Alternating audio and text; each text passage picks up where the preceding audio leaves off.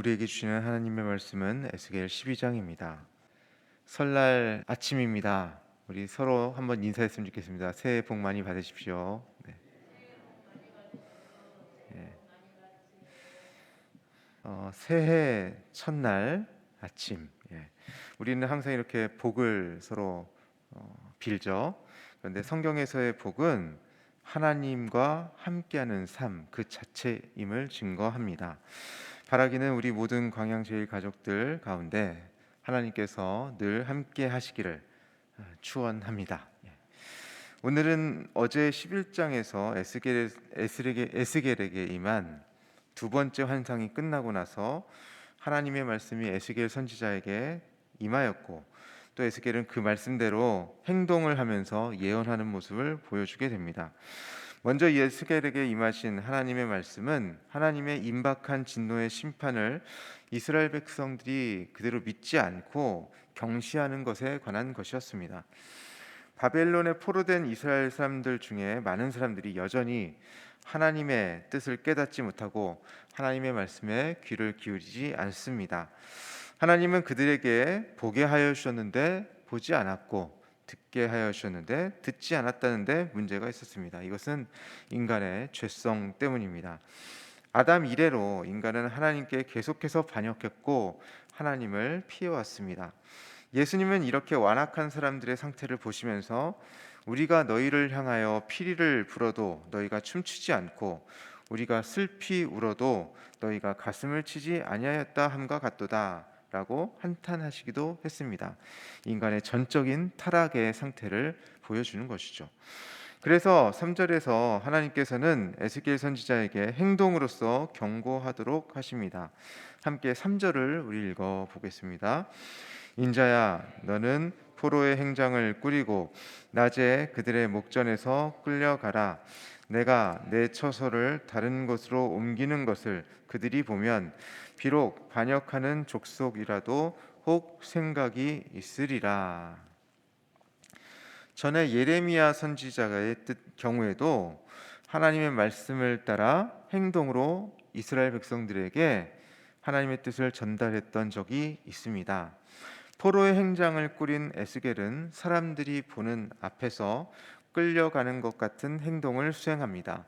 그는 처소를 이곳에서 저곳으로 옮기게 됩니다. 하나님은 에스겔의 행동을 통해서 하나님께 반역하는 사람들에게 경고를 주고 계십니다. 혹 생각을 고쳐 먹을 수 있도록 말입니다.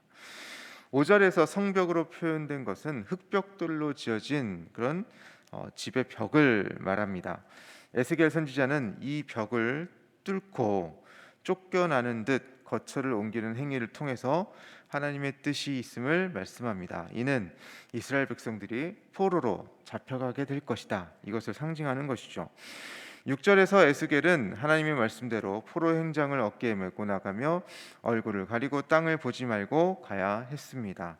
에스겔의 이러한 행동을 통해 하나님께서는 말씀하셨던 것입니다. 포로된 이스라엘은 이제 그들 스스로의 운명을 정할 수 없습니다. 그들의 얼굴은 가려졌고 눈이 가려진 상태에서 두려운 상태로 땅을 디뎌야 합니다. 하나님께 배반한 이스라엘 백성들이 맞게 될 운명이었습니다. 이튿날 두 번째로 하나님의 말씀이 에스겔에게 임합니다. 8절에서 16절의 내용입니다. 하나님 보시기에 반역한 백성들은 에스겔이 특별한 행동을 하는 것에 대하여 무엇을 하느냐라고 질문했습니다. 우리는 여기에서 포로로 사로잡힌 이스라엘 백성을 하나님께서 다 살펴보고 계심을 알 수 있습니다. 마찬가지로 코로나19라는 위기 가운데 서 있는 우리에게도 하나님은 우리를 찾아보시고 또 우리가 무슨 말을 하는지도 다 듣고 계십니다. 하나님의 말씀이 선포될 때 우리의 반응을 보실 것입니다. 20여 년 전부터 하나님께서는 한국교회가 돌이킬 것을 기대하시면서 계속 말씀하셨습니다. 그러나 정작 하나님의 말씀을 듣고자 하지 않는 이들이 무엇을 하느냐라고 질문을 던졌죠. 예수님을 못마땅하게 여겼던 종교 지도자의 질문도 비슷합니다. 무슨 권위로 이런 일을 하느냐? 이렇게 자신의 지적인 의구심 혹은 호기심을 푸는 것, 그러한 일이 어떠한 권위로 행해졌는지를 궁금해하는 것보다 더 중요한 것은 하나님의 말씀을 대하는 우리의 태도입니다. 하나님은 하나님의 말씀에 대한 우리의 태도를 보고 계시는 것입니다. 9절에서 무엇을 하느냐 질문하는 백성들에게 하나님께서는 이것은 예루살렘 왕과 그 가운데 있는 이스라엘 온 족속에 대한 묵시라 말씀하십니다. 당시 바벨론 포로들은 아직 정신을 차리지 못했던 것 같습니다. 그들은 금방이라도 집으로 돌아갈 수 있을 것처럼 생각하고 행동했습니다. 하나님께서는 11절에서 에스겔이 이스라엘 백성들의 징조로서 포로로 잡혀갈 것을 보여주었다라고 말씀하고 계십니다. 바벨론 군대는 3년 동안 예루살렘을 포위했습니다. 그러면서 예루살렘은 더 이상 식량 때문에 또 물 때문에 살 수 없는 지경이 되었죠. 유다 백성들은 성벽을 뚫고 밤에 몰래 야반 도주해야만 살 수 있다고 생각하고 그렇게 도망치는 사람도 많았습니다. 우리는 유다의 마지막 왕 시드기야 또한 이렇게 비참하게 도망을 쳐야 했음을 알고 있습니다. 그러나 시드기야는 하나님께서 쳐놓으신 그물과 올무를 피할 수 없었다라고 말씀하십니다. 그는 결국 바벨론에 사로잡혀가 눈이 뽑혀 그 땅을 보지 못하고 죽게 되었습니다. 포로로 잡혀가게 된 이들은 이방인 가운데 흩어진 후에야 하나님을 알게 될 것이다. 그렇게 말씀하십니다. 그들 중 많은 사람들이 칼과 기근과 전염병 가운데 죽게 되겠지만 남은 자들이 하나님의 보호하심으로 구원을 받게 될 것이고 그들이 행한 잘못을 자백하고 이 일을 행한 분이 바로 여호와 하나님임을 고백하게 될 것입니다. 15절과 16절에서 반복하는 말씀이 있습니다. 내가 여호와인 줄을 그들이 알리라 라는 말씀이죠. 결국 하나님께서 이러한 일들을 예언하시고 행하시는 것은 그들이 하나님을 바라볼 수 있게 하시기 위함이었습니다. 피조된 인간이 창조주 하나님을 바라보라는 것입니다. 그렇게 인간이 하나님을 바라보지 않을 때 죄가 생겨나고 파괴적인 일들이 계속됩니다. 하나님은 하나님의 백성으로 선택된 이스라엘이 하나님을 바라보지 않았기 때문에 징계하십니다. 거기에 책임이 큰 시드기야 왕과 귀족들, 종교 지도자들 더 큰 징계를 받게 되는 것이죠. 17절에서 20절은 세 번째로 에스겔에게 임한 하나님의 말씀입니다. 3절부터 7절까지와 같이 에스겔의 행동, 그 행동을 통해서 하나님은 하나님의 뜻을 백성들에게 전하고 있습니다. 음식과 물은 바벨론의 포위로 인해 부족하게 될 것이다 라고 예언합니다. 예루살렘 주민과 이스라엘 땅은 황폐해질 것이고 사람들이 살지 못하는 땅이 되어 적막하게 될 것임을 말씀하십니다. 21절부터 25절까지는 네 번째로 하나님의 말씀이 에스겔에 임한 말씀입니다. 22절의 말씀만 우리 함께 읽어보겠습니다. 인자야, 이스라엘 땅에서 이르기를 날이 더디고 모든 묵시가 사라지리라 하는 너희의 이 속담이 어찌 됨이냐. 이스라엘 백성들은 자신들을 향하여 예언이 임하지 않자 날이 더디고 모든 묵시가 사라지리라는 속담을 말하며 예언을 조롱하였습니다. 하나님께서는 그들을 치셔서 더 이상 그들이 이 속담을 사용하지 못할 것이다 라고 말씀하십니다. 심판이 그들의 목전까지 쳐왔습니다. 허탄한 묵시나 아첨하는 복술은 당시 예루살렘의 거짓 선지자들의 예언과 그들의 행동을 말하고 있습니다. 거짓 선지자들은 예레미야와 같이 하나님의 선지자가 전한 말씀과 달리 하나님의 임박한 진노가 아니라 평안을 선포하였습니다. 하나님은 그들의 예언이 다시 있지 않겠다. 그들의 예언이 다시 있지 못하도록 거짓 선지자들의 예언이 있지 못하도록 하시겠다고 말씀하셨습니다. 하나님으로부터 반역하는 족속으로 여겨진 유다 사람들의 심판이 그들의 생전에 있게 될 것이다 말씀하셨습니다. 26절에서 28절에서 다섯 번째로 하나님의 말씀이 에스겔에게 임하십니다. 27절 28절을 함께 읽어보겠습니다. 인자야, 이스라엘 족속의 말이 그가 보는 묵시는 여러 날 후에 이르라. 그가 멀리 있을 때에 대하여 예언하였다 하느니라. 그러므로 너는 그들에게 이르기를 주 여호와의 말씀에 나의 말이 하나도 다시 더디지 아니할지니 내가 한 말이 이루어지리라. 나 주 여호와의 말이니라 하셨다 하라. 앞선 말씀과 마찬가지로 바벨론 포로로 잡혀간 이스라엘 백성들이 하나님의 말씀을 믿지 못하고 경시하며 하는 말이 그가 보는 묵시는 여러 날 후의 일이라. 그가 멀리 있을 때에 대하여 예언하였다. 이렇게 말한다는 것이죠. 하나님께서는 하나님의 말씀이 하나도 다시 더디지 않고 이루어질 것이다 말씀하십니다. 이렇게 이스라엘 백성들이 말하는 것은 결국 자신의 징계를, 심판을 더 빨리 앞당기는 것을 자초하게 되는 것이죠. 하나님께서는 말씀하신 바를 반드시 이루시는 분이십니다.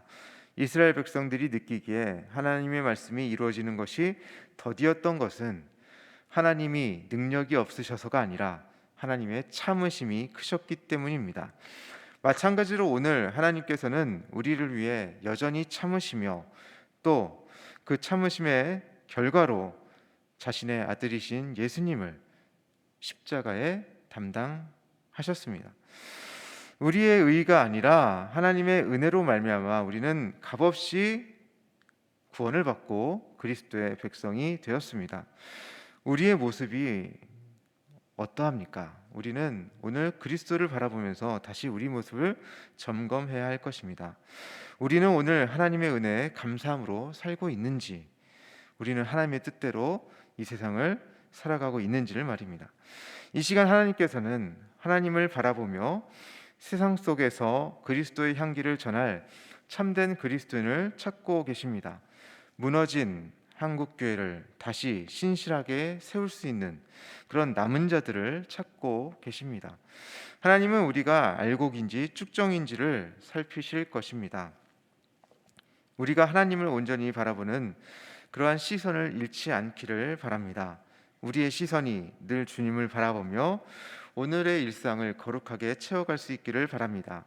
그리하여 하나님께서 우리와 함께 하심으로 우리가 정말 복 있는 사람이 되고 이웃에게 하나님의 복음을 전하는 그런 축복의 통로가 다 될 수 있기를 주님의 이름으로 축원합니다. 우리 함께 기도하기를 원합니다. 올 한 해 우리가 어느 순간에라도 하나님을 바라볼 수 있기를 함께 기도합시다. 하나님의 신실하심을 고백하면서 하나님을 바라보며 하나님의 도우심을 구하는 자가 될 수 있기를, 하나님께서 우리와 함께 하심으로 우리가 복 있는 자, 형통한 자로 인정받고 또 그렇게 세상으로 나아갈 수 있기를 함께 기도하면 좋겠습니다. 또한 우리나라를 위해 함께 기도합시다. 코로나19의 방역을 잘 감당할 수 있게 하시고 또 이 위기를 우리가 전 국민이 극복할 수 있도록 우리가 함께 기도하며 그리스도인들이 앞장서서 책임적으로 감당할 수 있도록 또 사회에 어렵고 힘든 자들을 향하여 손길을 내밀 수 있는 우리가 될 수 있도록 함께 기도하길 원합니다. 기도하시겠습니다. 하나님 아버지, 주님께서 함께 해주심에 감사합니다. 오늘도 말씀을 통해서 하나님을 바라보는 것, 하나님을 바라보고 하나님의 뜻대로 행하는 것이 얼마나 중요한지를 또 깨달았습니다. 하나님께서 나와 함께 하시는 것이 복임을 다시 한번 고백하면서 하나님, 설날 아침에 하나님 주님께 나아갑니다. 주님 말씀하시고 주님 뜻대로 행할 수 있도록 도와주시고 우리가 주님을 향하는 그 시선이 아버지 그 시선을 잃지 않도록 주님 도와주시옵소서. 하나님, 우리가 어느 순간에도 하나님을 바라볼 수 있기를 원합니다. 하나님, 우리가 어떤 상황에 우리가 휘둘리는 것이 아니라 어떤 상황에도 주님께 감사하며 주님께로 나아가며 주님을 바라보며 나아갈 수 있기를 원합니다. 하나님, 하나님의 신실하심을 날마다 고백하게 하여 주시고 하나님께서 약속하신 것이 우리에게 이루어질 것을 바라보면서 하나님의 도우심을 구하는 우리가 될 수 있기를 원합니다. 하나님, 함께 하심으로 우리가 복 있는 자가 되게 하여 주시고 하나님과 함께 하심으로 하나님과 함께함으로 우리가 형통한 자로 나아갈 수 있도록 도와주시옵소서. 하나님, 우리나라가 아버지 코로나19의 방역을 잘 감당하고 있음을 봅니다. 하나님, 그럼에도 불구하고 우리가 여전히 힘들고 어렵고 아버지 모두가 힘들어하는 시기에 우리가 처해 있습니다. 하나님, 이럴 때일수록 우리가 더욱더 기도하게 하여 주시고, 하나님, 그리스도인들이 책임적으로 이 일들을 감당하는 데 부족함이 없도록 하나님 도우시옵소서. 하나님, 붙들어 주시고 교회를 붙들어 주시고, 아버지, 정말 마음을 새롭게 함으로, 영을 새롭게 하심으로, 아버지, 우리가 새롭게 되어서 하나님 변화를 받아서 이 교회를 새롭게 하게 하시고, 다시 사랑받는 교회로, 아버지, 세상에 복과 은혜를 흘려보내는 그런 아름다운 교회로 다시 세울 수 있도록 우리를 사용하여 주시옵소서. 하나님, 이 교회가 한국 사회에 의미 있는 아버지 존재가 될 수 있도록 도와주시고, 하나님의 나라를 아버지 구현할 수 있도록 우리에게 다시 한번 새 능력과 힘을 허락하여 주시옵소서. 하나님 아버지, 오늘도 우리를 향하신 말씀을 통하여 깨닫게 하시고 하나님을 바라보게 하여 주시니 감사를 드립니다. 주님의 신실하심을 닮아 우리가 세상 속에서 신실하게 나아갈 수 있도록 도우시옵소서. 우리가 하나님을 바라보는 시선을 잃지 않게 하여 주시고, 하나님의 도우심으로 복 있는 자로서 세상의 복을 언제나 흘려보낼 수 있도록 그 역할을 잘 감당할 수 있도록 도와주시옵소서. 올 한 해도 하나님께서 함께 하심으로 복된 한 해가 될 수 있도록 도와주시옵소서. 예수님의 이름으로 간절히 기도합니다. 아멘.